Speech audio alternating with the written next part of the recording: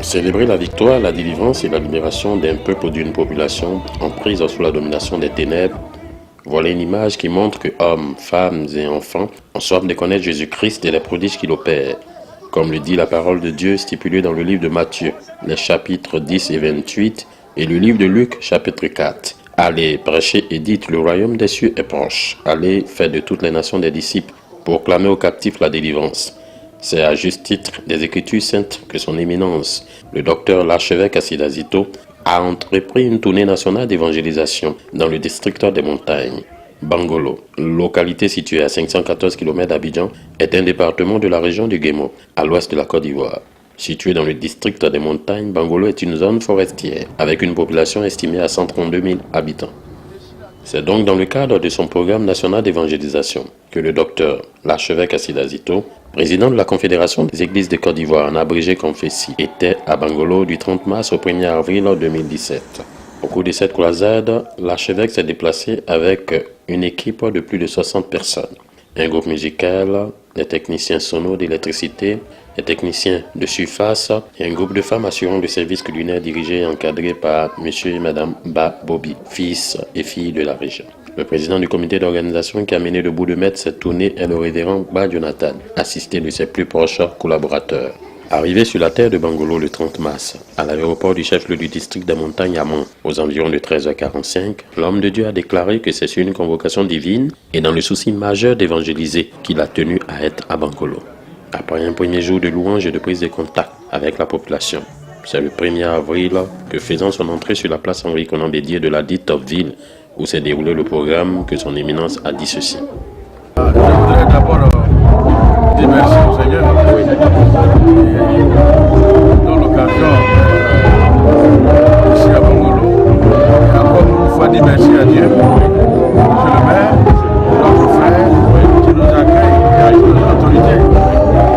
Nous croyons que c'est un événement vraiment solennel, très solennel, pour ce qui va se passer dans la ville de Bangolo. Et je crois, après ce passage-là, que Dieu a promis pour cette ville, pour les filles et les filles de cette ville, pour se réaliser. En présence de plus de 10 000 participants, l'homme de Dieu a prêché la bonne nouvelle à toutes les âmes encore plongées dans l'idolâtrie. Il leur a demandé d'accepter Jésus, car lui seul pourra les sortir des difficultés et donner un visage nouveau à Bangolo. Le président fondateur de la mission d'évangélisation et de délivrance des âmes, MEDA, Sis Ayupogan Azito, pendant ces 3 jours, a posé des actions prophétiques qui ont permis le nettoyage spirituel de la ville de Bangolo, qui, jusque-là, sombrait dans les ténèbres.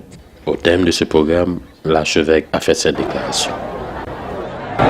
Écoutez-moi attentivement sur les paroles. Dieu a un plan pour cette ville.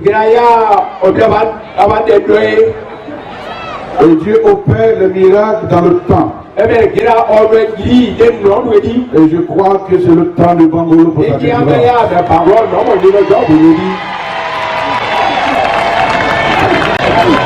Vous savez, je ne suis pas venu pour crier assez.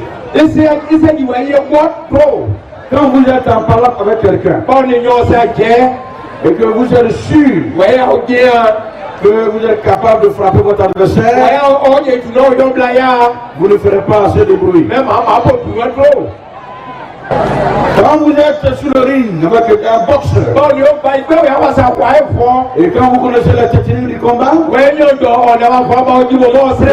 votre adversaire, l'adversaire vous fait pitié. Parce que vous êtes sûr, avant que le combat ne démarre, vous avez déjà mesuré la tension. Et vous savez que l'adversaire prendra un KO. Et ce soir, le diable a pris KO. Il a pris Tao dans la ville de Bangolo, Tao dans la ville des enfants de Bango de jeunesse, Tao dans la ville des autorités de cette ville, et les cadres de cette ville, et je vous déclare toujours victoire dans le nom de Jésus.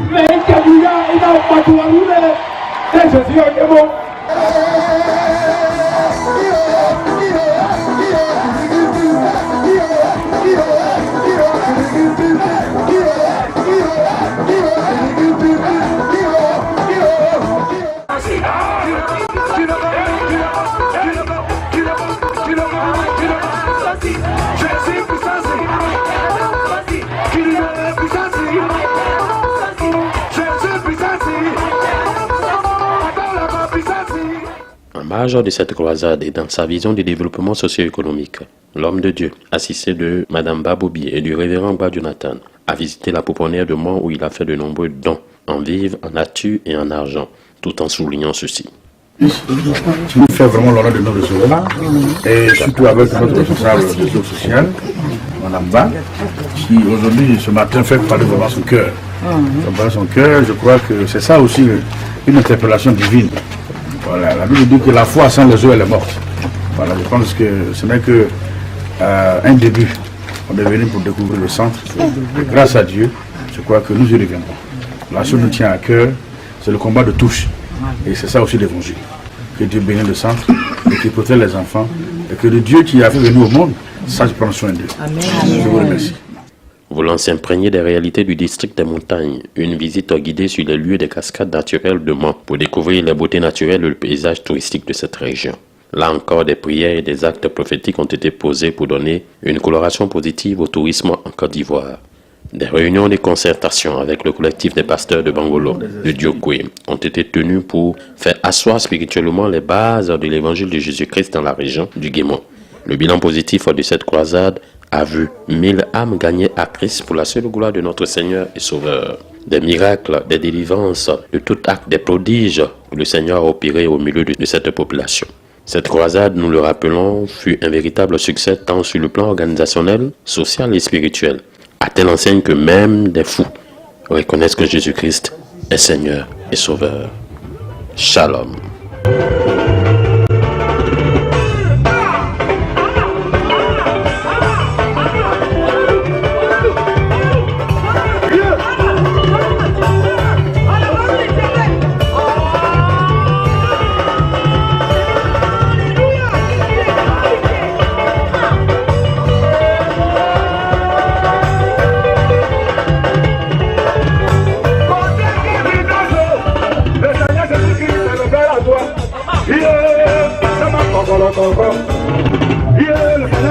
Il te touche.